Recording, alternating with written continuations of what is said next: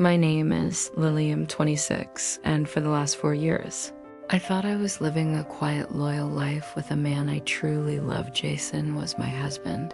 At least that's what I thought he was. We met young, got married after 2 years of dating, started building a life together, modest, but ours. I never cared about wealth or material things. I had a stable job at a small accounting firm. Jason worked delivery jobs. We lived in a small apartment. To me, love was enough, but love, real love, can't exist without truth, and Jason was hiding the ugliest truth of all. The story starts, or rather explodes, on my 26th birthday. That's when my grandfather Robert flew in to visit.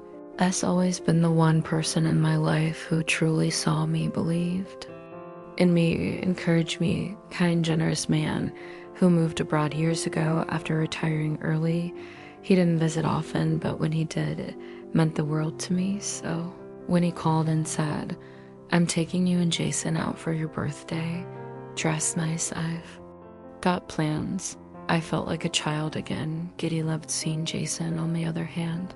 Uncomfortable, like he was dreading it, but I didn't read too much into it. I thought he was just nervous about seeing Grandpa again that night. We all met at this beautiful restaurant, candlelight, polished silverware, the whole thing. Grandpa was glowing with pride, asking me about work, smiling the whole time. Jason barely spoke, kept checking his phone, texting when he thought I wasn't looking. I felt it, something was off. Then dessert came, and so did the question that cracked my life wide open.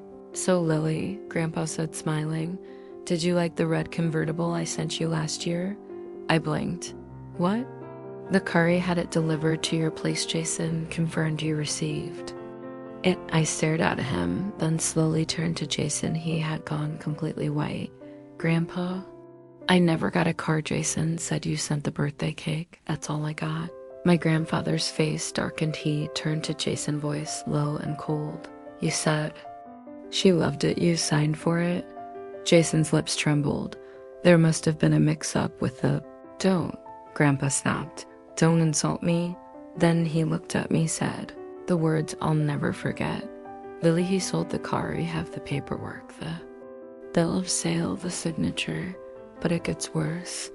I felt sick. Jason tried to reach for my hand. "Lily, I can explain." I pulled away. "Explain what?"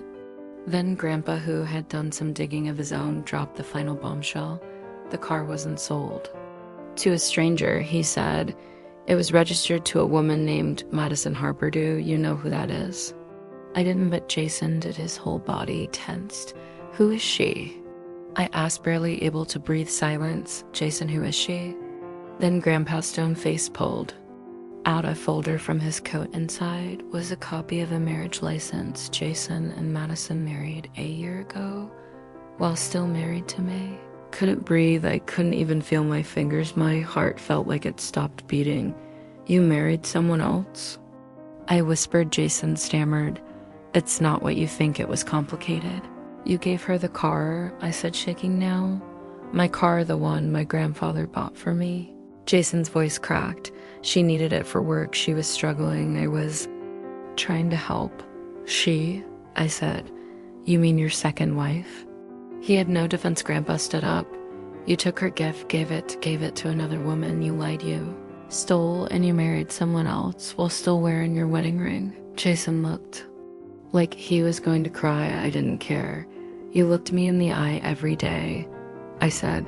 "You let me think I was crazy. You made me feel like I was the problem one. You were living a whole other life behind my back," Jason whispered. "I didn't mean to hurt you." I laughed, bitter and broken. "You didn't mean to get caught." Walked out of that restaurant without saying another word. Grandpa followed me. Jason didn't in the car. Grandpa explained everything. Had grown suspicious months ago when Jason stopped answering his calls, started avoiding updates about me.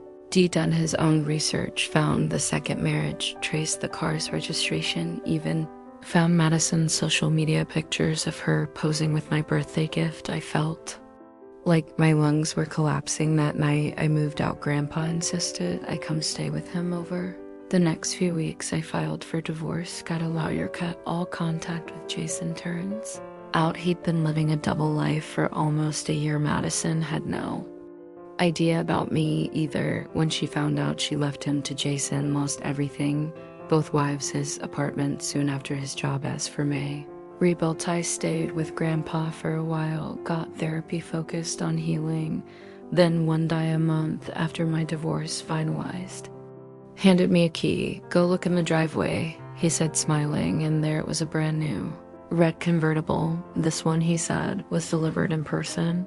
I cried like I hadn't cried in years today. I live in a beautiful space of my own. I've gotten promoted at working, surrounded by people who actually value me, and the car, it's a reminder that betrayal doesn't define you, that real love never asks you to live in the shadows, and that sometimes when everything falls apart, it's just clearing the way for the life you actually deserve.